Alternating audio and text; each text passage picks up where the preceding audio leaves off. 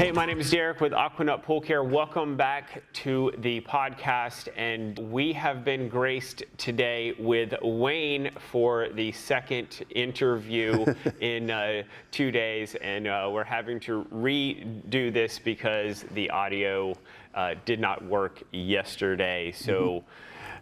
Technology issues. Yeah, things happen. Fail. So anyway, Wayne, why don't we just get into this and you introduce yourself, Sure. what you do, and why you do it. Well, again, I'm Wayne Ivusich from Taylor Technologies in Sparks, Maryland. I'm the manager of education and technical services for them. I'm in my 29th year at Taylor, so I'm a dinosaur. I've been around a while, heard a lot of tech questions over the years from a lot of people. I do it, that's a really good question because I don't get asked that very often, is I like the interaction with people. I enjoy teaching. I enjoy giving seminars and the webinars that I do and meeting the people at the trade shows, talking to you, for example. It's just something that I really like doing, and hopefully people like what I do. Gotcha. Yeah. So as kind of an icebreaker here, and I was told not to talk with my hands because I cover the mic, but I do. Sorry, I talk with my hands. So what do you like to do for fun? What I like to do for fun? Well, my hobby is I enjoy doing community theater. Back home in Baltimore, I've been doing theater for probably, years, well over 40 years. Started when I was a teenager. And it's nice because it's an outlet for me, number one. I enjoy doing it, number two. And it also eliminated my total fear of public speaking because I get up in front of people and act silly and stupid sometimes and totally unlike what I normally am.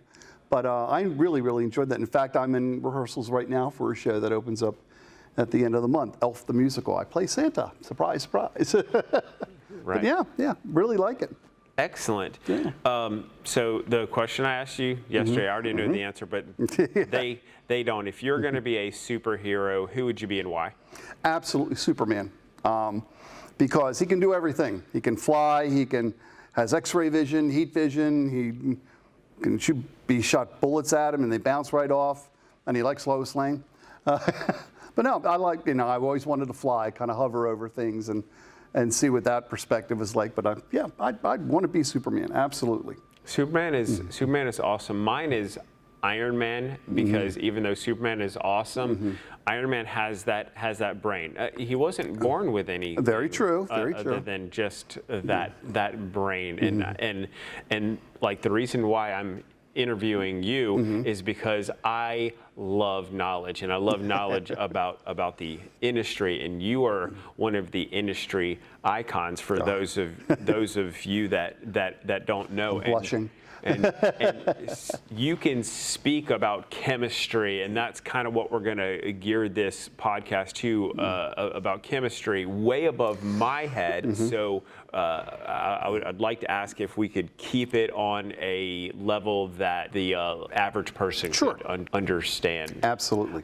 So jumping right into that, what kind of issues do you see right now that the average homeowner is making in regard to their chemistry? Well, I think that the average homeowner either doesn't test the water at all, or when they do test the water, they really don't know what to do with it. And they might be told to test for chlorine level, for example. Okay, so what? And it's the so what that I think where education comes into, where we show people, well, this is why you do something. This is why you test. This is why pH is important. This is why some other things are important. So giving a little bit of knowledge to the homeowner so that they understand that, okay, well, this number that I got, maybe it's wrong, and what happens? How do I fix it? That kind of thing. And also, if there's a service person involved, they're able to talk with that person, hopefully, and understand what the service tech is talking about too. And if the service tech is smart, we'll also explain to the homeowner exactly why something is happening. And here's how to fix it. Okay. Yeah. Let's go down, if you don't mind, the ABCs of pool chemistry, starting with the one that everybody knows, chlorine. Right. What is it? What does it do? And, Sure. Yeah. What chlorine does, it's in the chemistry classification called a halogen. And what halogens do is they sanitize the water, so they make it safe for swimmers to get into. So none of the nasty germs and bacteria that could get in the water are going to hurt them. But it also removes any of the organics that come off of our bodies. Things like hair, skin, lotions, things all of that nature, of an organic nature, that can degrade chlorine's effectiveness as a sanitizer and cause things like the traditional smell of chlorine, you might have noticed. Well, if you smell that kind of chlorine, that's not a good chlorine to smell. That's something called combined chlorine. That's not good. But it oxidizes, like I mentioned. Bromine is another product that does both, sanitize and oxidize. And those are the only two that do both. Everything else that's out there that you might have seen in advertisements and like a local pool and spa store do one thing but not the other. But you have to be able to oxidize the water and sanitize the water to make sure it's safe for the people to get into. Okay, so I'm going to ask you the myths question in a bit, but on this topic, is there any system out there that just completely eliminates the need for chlorine in the water? No. That's the easiest way to answer it. Not really, is probably the better answer. There's a couple of things out there that people who say, like, I'm allergic to chlorine or I'm allergic to bromine and can't use that, there's a couple, well, there's really one specific method that uses a product that controls microbiological agents. That's the best way to describe it. And it kind of acts like chlorine a little bit, but it's not as effective. And to oxidize, you use something else. You use hydrogen peroxide, but at a much greater strength than you would buy at your local Walgreens or CVS or something like that. So this product is called PHMB. I won't even tell you what the long chemical name of it is because you'll never remember what it is, but PHMB is what it is. And it's a valid product for people who are truly allergic to bromine and chlorine, which really aren't as many people as they think there are, you know. But the other systems out there that are available, ionizers, things like that, ozonators, they're great, but they also need something else in order to give that full, complete oxidation and sanitation process. Okay. Yeah. So in my experience running a retail store and seeing so many people come in, and you are right, there's a lot of people that think that they're allergic to a chlorine product, but in most cases it's the pH that they're having a problem with. Yeah. So what is pH, and where should a homeowner look to keep their pH at? Sure, yeah. pH stands for something, the P and the H, the power of hydrogen. Sometimes we get the calls of Taylor, do you have a PA test? Yeah, we have a PA test for you. But pH is the power of hydrogen. And it defines water's acidic nature or basic nature. The scale goes from 0 to 14. 7 is neutral. Anything less than 7 is increasingly more acidic in nature. And anything greater than 7 is increasingly more basic. Now, the problem is, for ideal pH conditions in pool water, and spa water too, 7.4 to 7.6 is what you want to shoot for. That's the bullseye. And the concept is that the pH of your tears is 7.5. So that if you open your eyes under the water, they're not going to be irritated. Okay, that's how it kind of works. Well, the lower you get in pH and the higher you get in pH, the more the water can become irritating. so that at low pHs of, like, say, 7.2, very irritating to some people. Conversely, higher pHs can have that same kind of an effect. And remember that everything we add to the water has a pH, everything. Sanitizers, things to control pH themselves, things, algicides, things of that, aromatherapy stuff for spas. People have a pH. So everything we put in the water has a pH. So, for example, dosing something, if you need to raise your chlorine level, the 6 forms of chlorine that are out there on the market have their own unique pHs that go from very low to very high. So you have to be careful about things of overdosing so you don't increase or decrease the pH too much. So basically every thing that somebody adds to the water affects all of the other stuff. So Exactly it's not in a bubble. I'm not just raising my chlorine level, I'm raising my chlorine level and something else. And something else, yeah. There's an interrelationship between all those. Yes, absolutely. Talking about pH, the sister to pH. The sister to pH is total alkalinity. They work together. They hold hands all the time for a lot of reasons. Primarily, the same products that you use to decrease your pH reading, which is acid, or increase your pH reading, which is soda ash, also has a similar effect on alkalinity. So I always recommend, for example, that if you're changing your pH for whatever reason, always test your total alkalinity because it's probably changed, and vice versa. Now, total alkalinity helps to control pH. I'd like to describe alkalinity as like an umbrella that protects pH. And if your umbrella is too small, pH just jumps around all over the place trying to find its happy spot, and it's called pH bounce.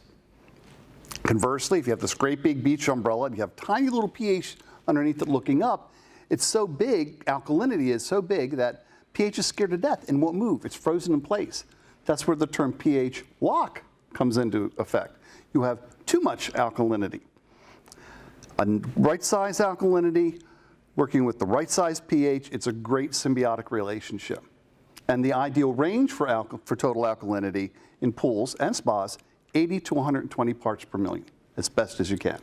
So basically what you're telling me is I just can't go out there and put a magic eraser in my skimmer and just raise the pH way up. I actually have to pay attention to all this sciencey stuff. Yes, you got to do that. I mean, marketing is a wonderful thing, but marketing doesn't always tell the complete story, meaning doesn't always tell the truth.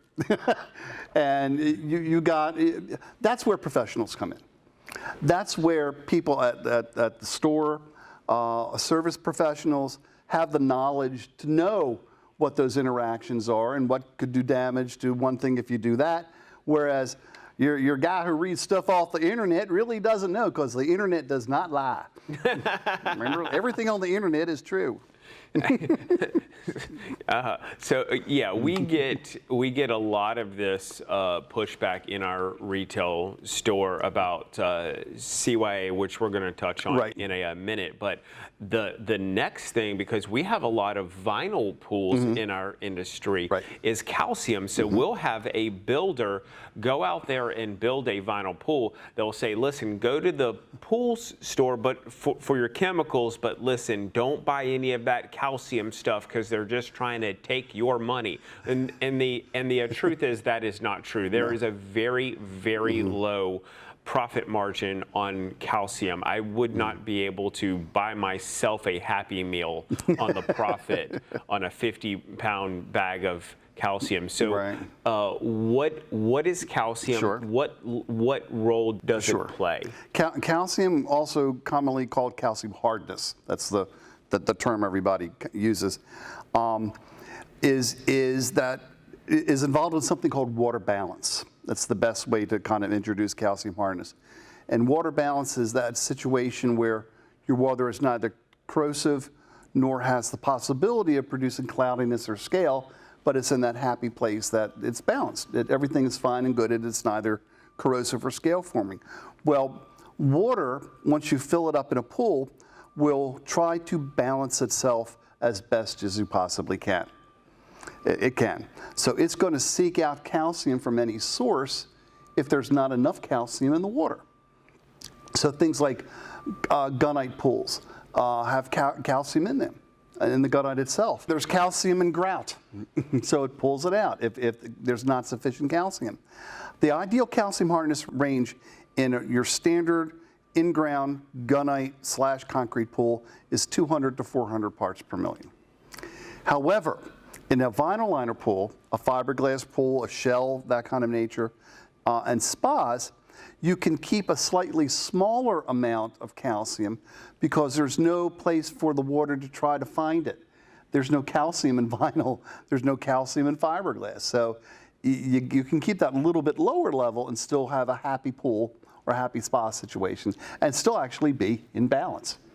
I usually tell people that regardless of the kind of pool you have, the type of pool, 200 to 250 parts per million is a perfect range, narrow range, in order to make sure that you've got your bases covered as far as calcium hardness is considered. Okay. And so there's no place for water to pull out calcium out of a vinyl pool. So I have seen it to where the deck, which when they build the pool is perfectly nice, but you know, after a bunch of cannonballs splash out, the deck starts to, you know, erode, and if there's a leak at the pad where the pump and filter is, you'll start to see that erode very fast because water seeks out calcium and it wants to pull it into itself. What are some of the top, you know, 1 or 2 reasons why you would want calcium in a vinyl liner pool? For that specific reason, water balance. Because if you maintain a low calcium hardness reading, your overall water balance is going to change dramatically. And you're going to lean towards being a little bit more on the corrosive side, a lot more on the corrosive side of water. And that's not good for equipment. Your pumps, your filters, you know, all the piping that's in there. It's not going to hurt anybody per se, but it's going to be more of an equipment issue. On the other side of that, if your calcium level is too high, then you have some major problems, things like cloudy water, scale formation. The walls feel gritty instead of smooth, if it's a smooth thing, that kind of thing. And particularly on areas like steps and decks and what do they call, tanning shelves, those kind of things. Yeah, you're going to see that all over the place.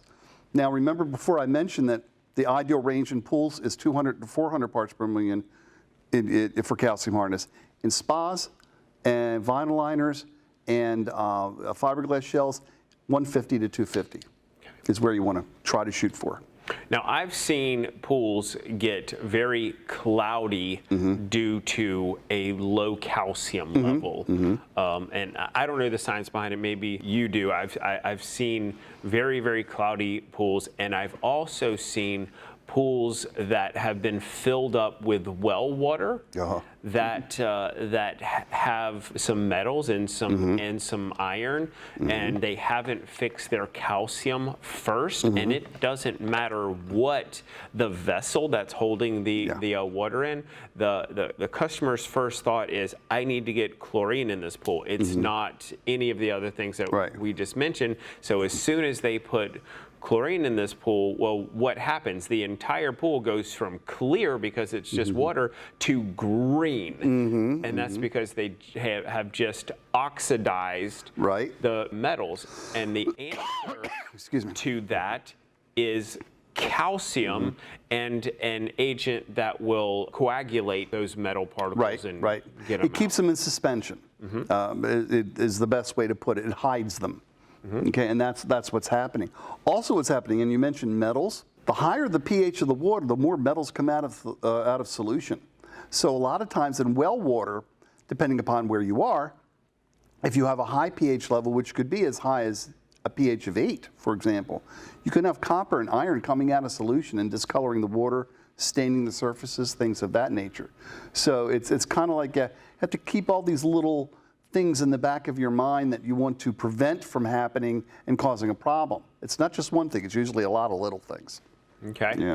Is there anything else that you want to say on calcium? Because I know that's a bit of big bone. No, I think that's pretty much it, yeah. Some parts of the country, You add a lot of calcium chloride, which is what you use to raise your calcium hardness reading. Like where I live, in the Mid-Atlantic area, we have very low calcium hardness readings coming out of the ground.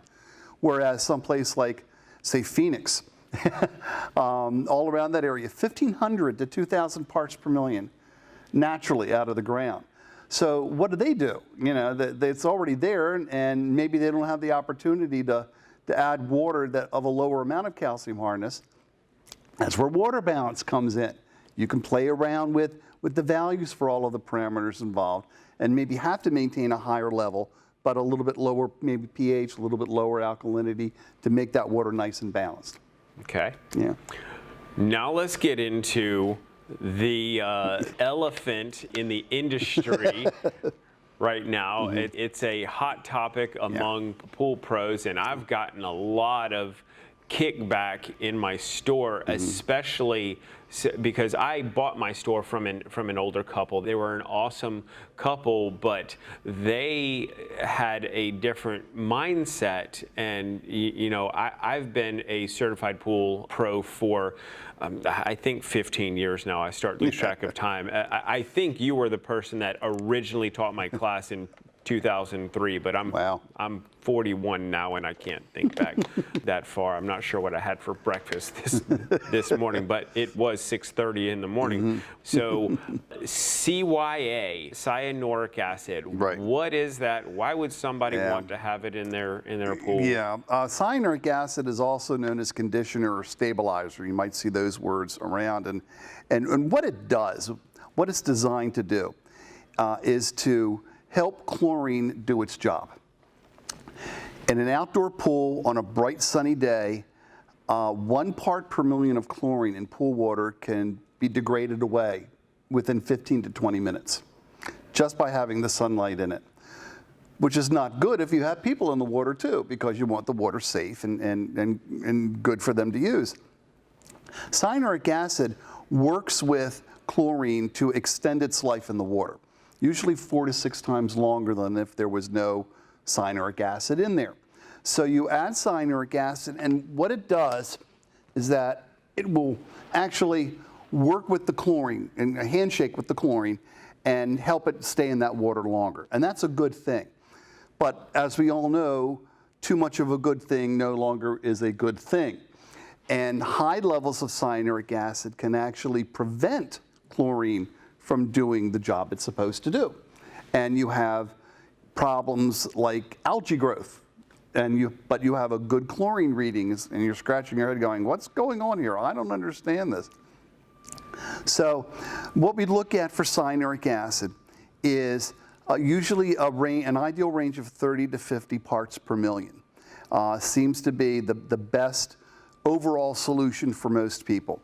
Some parts of the country might say a little bit higher, some might say a little bit lower. A health department, if it's a commercial pool, a public pool, might do a completely different ideal range. But for your average residential pool, 30 to 50 if you're using cyanuric acid. The elephant in the room, well, the elephant in the industry, like you put it, is there have been some recommendations made by a couple different groups that cyanuric acid can be kept at a higher level than what the current ideal suggested range is. And if you do that, you have to maintain higher free chlorine readings. Well, higher free chlorine readings can cause other problems other than being high and having to test for it. It can sometimes cause irritation, rashes, things like that. There's some other schools of thought that say, well, you take your cyanuric acid level and you can maintain a level at about 7.5% of that cyanuric acid reading, and that's the amount of free chlorine you have to keep in the water, or a ratio of 20 to 1. Everything is still being discussed now. It's a thing now, so we'll see what happens after a year or two of more discussions about it.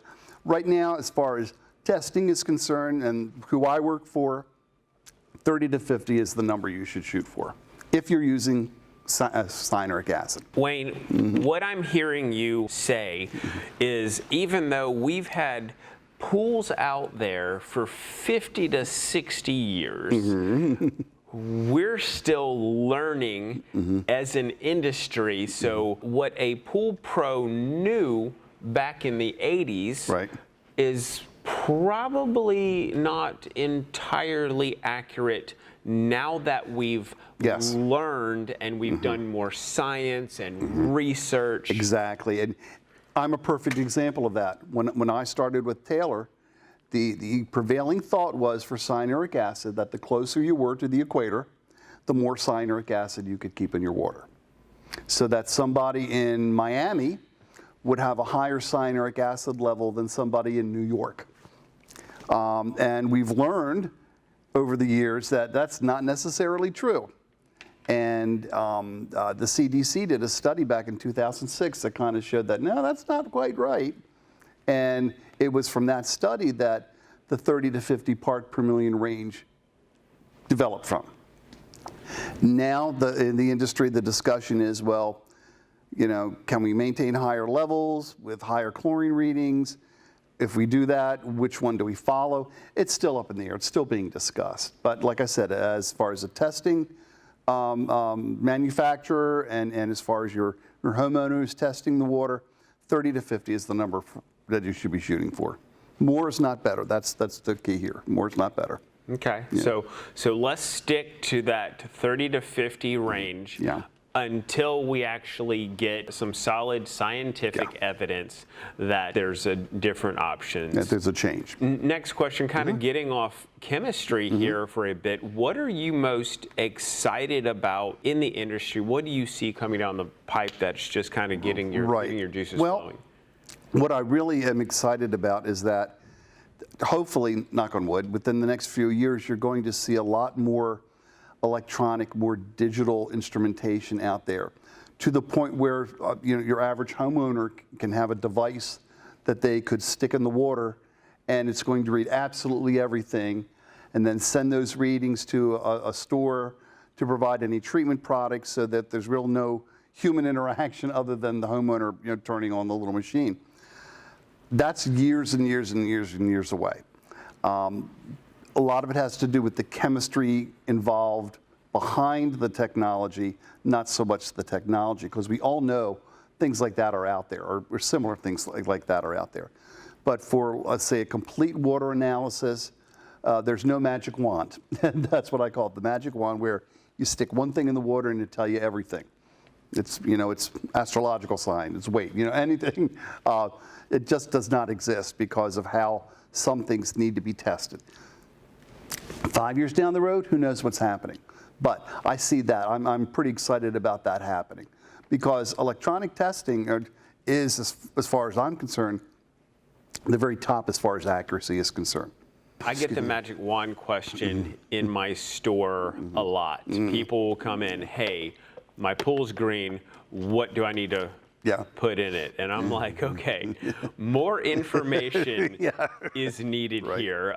Let me start asking you questions. Well, I don't have time for that. I just need whatever it is that's going to clear up my pool. And that's... I know. It isn't that simple. Going back to the products that are out there, and I'm not going to name names, but for a homeowner testing with one of those products, or even if they're using a Taylor test kit, some of those products, they're only measuring a couple of inches deep. Where does somebody want to get their test water from? Good. A good question. Great question. Ideally, you should go down about 18 inches, which is the bend in your elbow, and collect your sample. And also, not only depth-wise, but don't take the sample away from a return line where the water comes back into the pool from the pump and the filter, because depending upon what kind of system you have, you might have a concentrated amount of something coming into that flow back in. Could be a little bit of chlorine, could be an acid, could be a number of things. But you want to get away from that area, because you want to have that a product be in the water itself and mixed in properly, so that you are able to read your values correctly from the sample that you're taking. So 18 inches down, and away from a return line. Now, your company manufactures and sells test kits. That is a big deal, and people will come into my store to get their water tested, and I've got a couple of different methods of doing that. When a homeowner is looking for a test kit or whatever method that they're using, what are some of the things that they should look for, and what are some of the things that they should maybe steer clear of or be aware of when they're in the market for a testing? Right. Well, it's a lot of it's going to depend on the homeowner's comfort level as far as what they want to do. Most of the time, they're going to want to test for chlorine and pH. Sometimes you might add in an alkalinity test. And there's a lot of homeowner residential-based test kits that will do that. Then you would step up to a kit that, say, a service technician uses that's a little bit more elaborate, has a few more tests. But for your average homeowner, the kicker is you've spent all this money on a pool, thousands, tens of thousands of dollars. Are you going to spend $2 on a test kit? No. You're going to want the best quality product that you can get for your money that's going to give you an accurate and consistent result. And spending $2 on a test kit is, the product is not going to be good. No. Reliable test kit manufacturers just make those products, just make test kit products. Taylor is one of them. Some of our competitors are the same way. All we make are test kits. We don't make rubber duckies. We don't make pool noodles. We don't make floats. We make test kits, so we're pretty good at what we do, okay? And we know what we're doing. So a good quality test kit is not just by price alone, okay? Which is a myth that we were talking about the other day, is that cheap is cheap. That's the best way to put it. You're going to want to spend some money on a good quality product that's going to give you an answer. Now, as far as testing is concerned, it's going to really depend on what the homeowner wants, because some homeowners don't want to even be bothered with testing the water. They're going to hire a service technician to come out once a week, twice a week, whatever the contract is. They're going to test it. They're going to treat it, rake up the leaves, and leave. And all the homeowner's going to do is use the pool. Okay, and that's fine too. So at a higher level than a homeowner, a pool service person is going to want a better way to test things. But your average pool owner, if they really wanted to get into the DIY stuff, a sanitizer, which is probably chlorine, and pH are the two things you want to look at primarily. So we call it a two-way kit. They're good too. Is there a shelf life on those, or can you just go to the box store and just pick something off the shelf and just have it for a year? Could you? Oh, I wish that were true. Now, actually, most test kit reagents, the liquid reagents, and this is pretty much true for any manufacturer in the industry, is about 2 years. Some are good for a long time, like some of the acids, the very mild acids that are in the test kits. They're good forever. Anything that's a powder or a crystal usually has a shorter shelf life, about a year and a half. The kicker is anything in a brown bottle. Any reagent in a brown bottle, and if you're doing chlorine testing, that's one of the bottles you use. It's very susceptible to air, heat, and light. That's why it's in a brown bottle. It classifies it as what we call an oxidizer. So that, if, for example, if I uncap that bottle and set it down here, right now, by the time we finish talking, that reagent's going to start going bad. It's that quick of a reaction. So because of that, that's why we strongly recommend, after you've used a reagent, cap it back on there. Just don't leave it uncapped. Okay, put it back on there. The caps are there for a reason. For those homeowners that like to use test strips have about a 2-year shelf life. But like everything else, you got to make sure that the container lid's kept on tightly. You don't get the strips wet for whatever reason. You don't leave it unopened in a humid condition, because they will start to degrade down the shelf life. There's no little magic button in these bottles that make it automatically bad. After 2 years, it is a slow process That's why we say 2 years generally. And again, basic storage conditions too. That plays a big part of reagent viability, we call it freshness. The common sense storage conditions, caps on tight, like I mentioned, kept in, if it's part of a test kit, inside the test kit, kept out of direct sunlight, which means don't keep the test kit out on a deck or table or chair, even under an umbrella. No, take it inside. Keep it in an ambient temperature that's pretty generous between, say, 40 degrees and 85 degrees, as best as you can.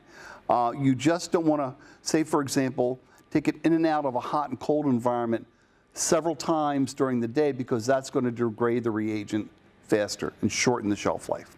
Okay. So we've talked a lot about chemistry and how to test chemistry and the fact that we want it right. Now let's get into some scare factors.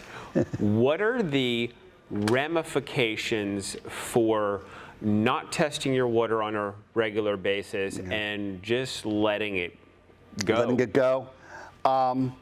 Basically, you're going to create a cesspool. Pretty much.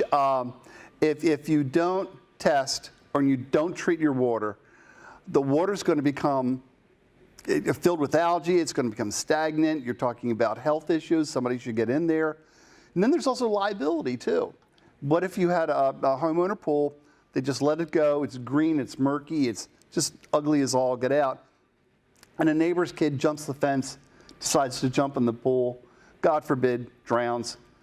You don't know that kid's in there. There's just so much algae, it's so cloudy, you don't know that body's in there. And there have been too many stories, too many news stories over the years that things like that happen. So you want to prevent that. So you want to make the water safe and secure for people to use. Okay, so you're testing for sanitizers. You make sure that it's in there of the right amount. You're testing some of the other parameters involved to make sure that the water's clear, and also that helps to make sure the equipment is functioning properly too. Because tying it all back into that corrosion stuff we were talking about earlier, your water is out of balance, or your pH is low, that damages the equipment. And for a homeowner, that means a lot of money to replace items. Replace the pump, replace the filter, all the piping. But you've experienced it. So I can't stress enough how important it is for regular testing to make sure that water is good, that you can use it and it's not going to damage the equipment. And it's relatively cheap once you have your water balanced and clear to not let the water go. You do have two very important factors. Number one, first and foremost, we in the pool industry talk about safety a lot. Right. Safety is a major thing for us, and some people will get mad at us because we talk about safety, and somebody wants to just put Tide Pods in their skimmer. I wish I was making that up, and just run their pH, super high. And yes, if you have a pH of like 1 or 2, you don't need chlorine. But then again, you can't swim in that body of water. That's right. Because nothing, including algae, wants to live in acid. And then the homeowner is looking at a cost to, number one, bring that pool back up to a swimmable condition, and then they're looking at what damage has the vast amount of chemicals that they've now had to put in there caused, and what damage did leaving stagnant water in the pool caused, which is a higher cost. It's much cheaper to maintain the water and have your liner last 10 to 15 years than let it go for 6 months out of the year and only have your $4,000 liner last for 4 years. Maybe, Yeah, maybe. I've seen both ends of that spectrum. So going into, we were talking about pool pros, and you are from a manufacturer's standpoint, what are some of the problems, what are some of the mistakes that pool pros are making, and how do we go about correcting them? Wow. A lot. Depending upon the... We suck. No, you don't. Probably. No, depending upon what the relationship is that they have with the pool, with the homeowner, and the contract that the homeowner has written with the company. A lot of times I hear too many horror stories that, well, the pool guy now, could be a gal, but a pool guy, all he did was come in and rake the leaves out of the pool and open up my skimmer baskets and threw something in there, and then he left. He was there for 5 minutes. Is that right? No. If you're going to do it, let's do it right, people. Let's test the water properly. Make sure that it's, again, like I keep hounding on, have it safe for the people to get into, and it's not going to be damaging to the equipment. And yeah, there's all the other little things that need to be done too, but your job is to make sure that water is safe for that customer to use. And if you're not doing due diligence to do that, why do it in the first place? This is why a lot of homeowners are not satisfied sometimes with the service that they're getting from a particular company because they're not doing the job. Well, here's where that professionalism lies in. And we talked about this the other day, is that a good service professional will do the job, but will also explain to the customer, the homeowner, why he's doing that particular thing, whatever it is, a test, a treatment, whatever, and what would happen if he didn't or she didn't do it. So that the homeowner understands that, yes, the pool service person knows what they're doing, is the professional, and it's the person that they need to go to in order to know that the job is being done right. And if you can do that, man, you've got it made. You've got a customer for life. I asked that question, and it seems like it's geared more towards pros, but really the reason why I asked that question is because I want the homeowner to be more knowledgeable about who they hire in their backyard. Don't hire Billy Bob's Pools just because he's, the cheapest. The cheapest, $20 cheaper than the next guy, and all you're doing is you're looking at a quote. Well, this guy's cheaper. Well, maybe step back and ask yourself, why is this guy $100 more? Yeah. And why would I want to go with this guy versus this guy? And really dive into it. Please don't just shop on cost. Maybe the cheaper guy is a lot more educated and thorough, right. But it's not just cost. Right. It is the knowledge that pool pro has. What is his or her motivation for taking care of your pool? Is it they're just trying to make some money for their weekend party, or do they truly care about the end user, the people that are swimming in that pool? Excellent point. Rolling right into that and kind of putting you on the spot. What is your company? What is Taylor doing to help make the backyard living experience better for the homeowner? Okay. Actually, it's just something we did about 6 months ago or so. We've made the instructions in our test kits a little bit more understandable. And some people say, to make them easier? Well, yeah, maybe you can call it a little bit easier. But it helps the homeowner do the test properly, number one. Shows them how to interpret those results, that's number two. And if there's a treatment needed, we always recommend go to your local pool or spa store for treatment products and how much to add, dosage amounts. And also, in some of our test kits, we've added pictograms. People like to look at pretty pictures. And it's almost like an IKEA instruction, a little bit, but not in Swedish. But like they'll show the correct way to hold a test cell, or the correct way to add drops to a solution. There is a right way and a wrong way, and this is the right way. So we've made it a little bit easier, I'll use that word, for people to do the testing itself.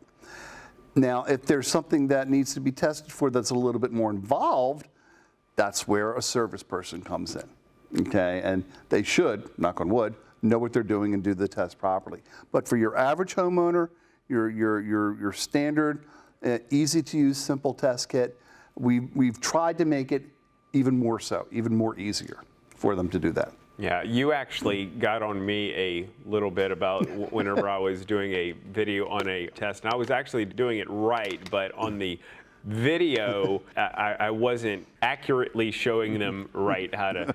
Yeah, he got a finger wag on that. I did get a finger wag. If you're gonna be doing YouTube videos, position the camera so that they know what you're talking about. So going back to that book, okay. So the homeowners know that book in the Taylor test kit, the bigger one, what is it, K206? 2006. 2006 and 2005, 2005. Right. That little book he wrote.